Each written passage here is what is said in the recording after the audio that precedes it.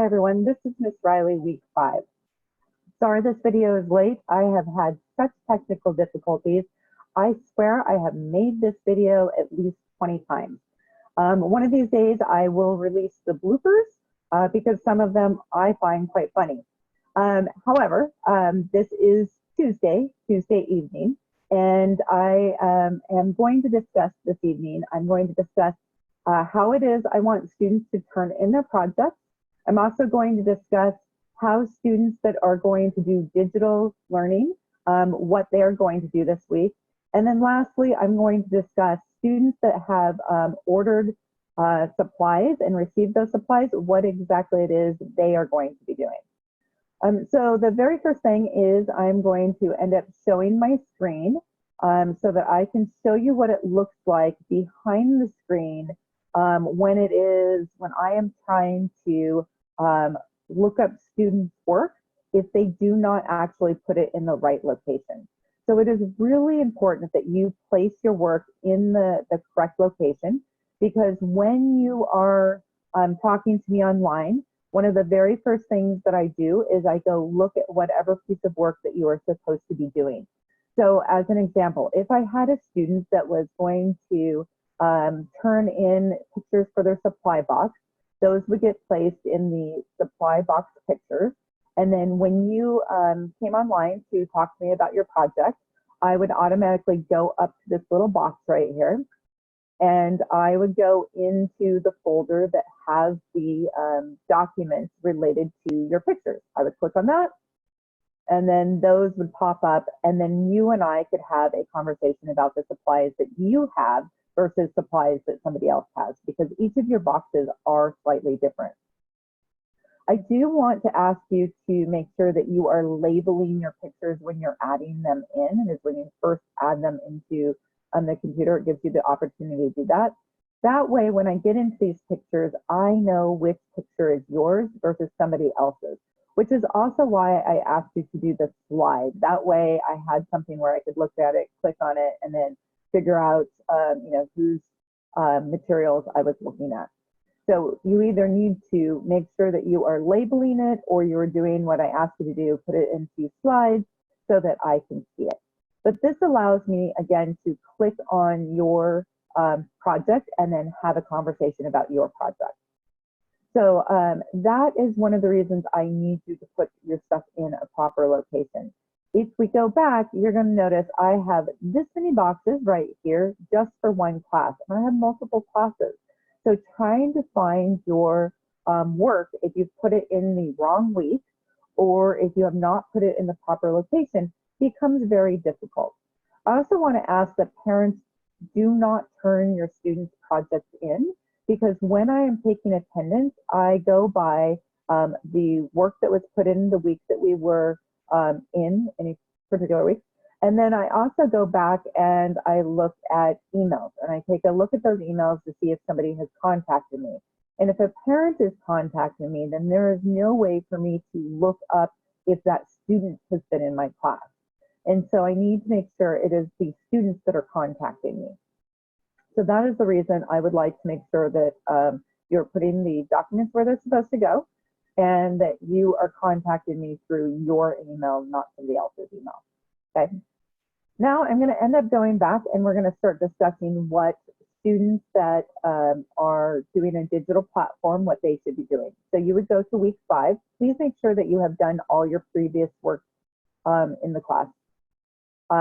So this would be week 5.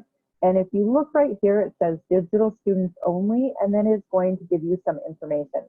That information for this particular week is going to tell you to open up this document. This document right here is the instructions on what you will be doing this week. It also includes some material, some resources for you to be able to look up and see what it is that I was thinking.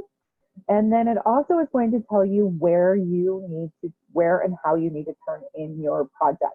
So in this case, it says you are going to present your trench art using Google Slides, and it gives you the information that we need in that Google Slides.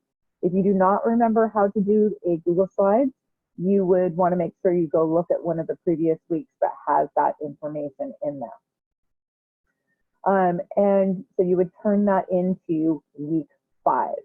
If you are in my jewelry class, my glass class, you would do the same thing. You would go to week 5. You would open that up. Open that up. You would take a look at digital students only. You would read through this section right here. And what it is going to tell you is that I want you to read this document. It looks like a really beefy document, but it is not. And there is quite a bit of information in there that is a review. And so it is going to go over, what glass is. It's an amorphous material, and it's going to help explain that. It is also going to discuss the different types of glass. There are 3 major types of glass that we work with. And then it is also going to tell you about glass cutting, which you guys already have done and already know. You know what a score line is. It will discuss the tools that you are going to use if you were going to break a straight score line, or the tool that you would need to use if you were going to break a curved score line. So it has that kind of information in there. You need to read down to page 3-28, and that is the last page you need to read in this document for this week's homework. The bottom section will be for next week's homework. However, when you are done with this, you are going to go back up to the classroom, and then you are going to go to this document right here, which is going to be a slide. This slide is going to be an editable slide. However, if you are struggling to edit it, it means that you are supposed to go up to File. You are supposed to make yourself a copy. That copy will go into your Google Drive, and then you will be able to edit it from there. This first section where you put your name and your class period, you may struggle editing this particular part. And if you are struggling with that, what that is telling you is you need to go up to this little T right here, click on it, come back over and create a text box. I purposely did not do this section because I want you to do this. I want to know that you are able to go up, find the text box, create a text box, and write in it. However, all the other slides, I actually created the text box for you. So you would be able to type right into the text box. There's the question I want to know about, and then I want you to type the information in there. Please make sure you're using capital letters and making sure you're using punctuation, full sentences. So you would fill these out. There are only 9 questions that you need to answer, and then you would turn that back into Google Classroom. So that is what you will be doing. If you are in my hands-on class, what these will tell you is that I will be in Zoom every day at 11 o'clock. Here is your code in order to be able to get into. Click on that. It'll take you to Zoom and allow you in. And I will then be able to discuss your personal project. You do need to make sure that you have your pictures in the right location, any other information that I need to know so that I can look it up when we are talking about your project. Because often there are a couple people in line that also are trying to discuss their project. If we are discussing somebody's project and you are doing stained glass, if I'm working with somebody else with stained glass, I want you to stick around and listen to the information because it is going to be very similar information that you are going to need to know. So you're going to make sure that you are sticking around and listening to that information. Now, if you are not sure what it is that you're supposed to be doing, what you can do is you can go to Google Classroom, slide down, and you will find that in the glass class, you're going to have to go down a little bit further, but there is a section that has fused glass information, and then it will have the written document. So there is a complete written document as far as how to do fused glass. It also will have videos, and it'll have distance learning fused glass. And so you would be able to click on the videos, watch a video. There are plenty of different types of videos that will help explain how to do fused glass. Now remember, fused glass has to come back to me so that I can cook it in a kiln and fire it and melt it. Now, if you were doing a stained glass, you would come right up here. Again, here is the directions on how to do a stained glass. Here is a complete video on how to do stained glass. If you are comfortable with watching the video and starting to do stained glass yourself, I am okay with that. Please make sure that you are in a well-ventilated area and you are wearing your safety glasses, and that you are acting in a safe manner. But if you start to find out that it is harder than it looks, which it is, then you are going to want to get onto Zoom with me and we will be able to walk all the way through. I'll be able to help you all the way through that project. And I'll show you what that looks like in a moment. If you are doing stained glass and you find you have extra materials, then I put the distance learning stained glass in here. And so like this one right here, this video is it's a feather and they're really cute. And they're quite easy to make, and the glass doesn't have to be cut perfect. So these projects right in here that I put in, they were a little bit more freeform, and so it'll make it quite easy for you to make extra stained glass pieces.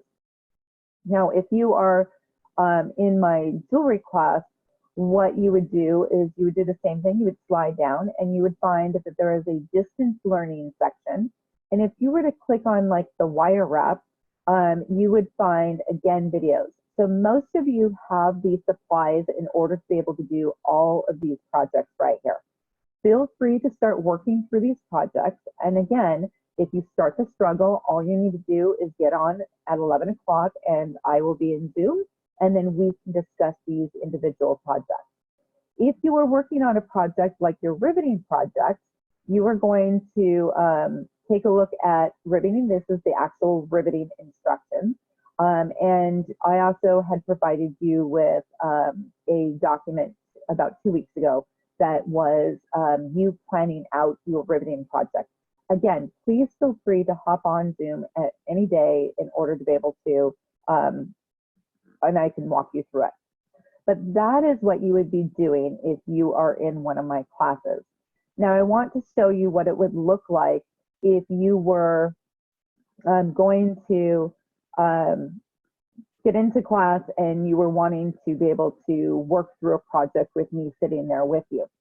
What would happen is when you come in, I would create, I have a video camera that is set up on projects, and I'm going to show you what that looks like.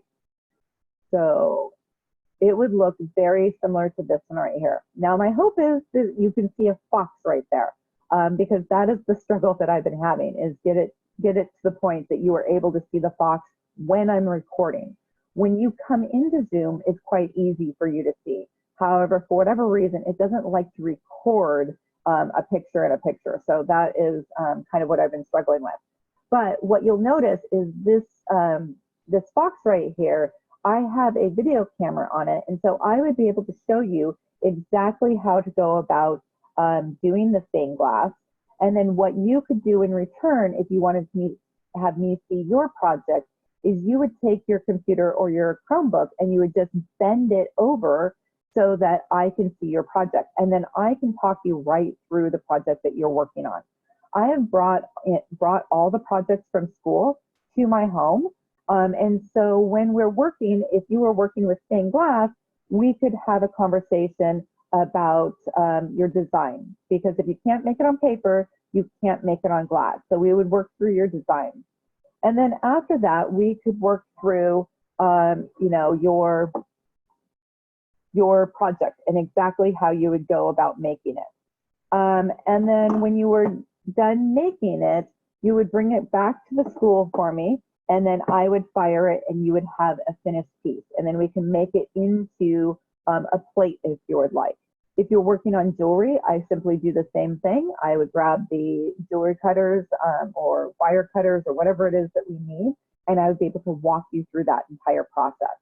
So that is what it would look like when you get to class. You do need to, again, make sure that everything is in the correct place so that when I'm looking it up, I'm not wasting your time, I'm not wasting my time, and I'm not wasting anybody else's time. But I hope you guys are having a good week. I hope this makes sense to you, and I'm truly sorry that it is later than I expected.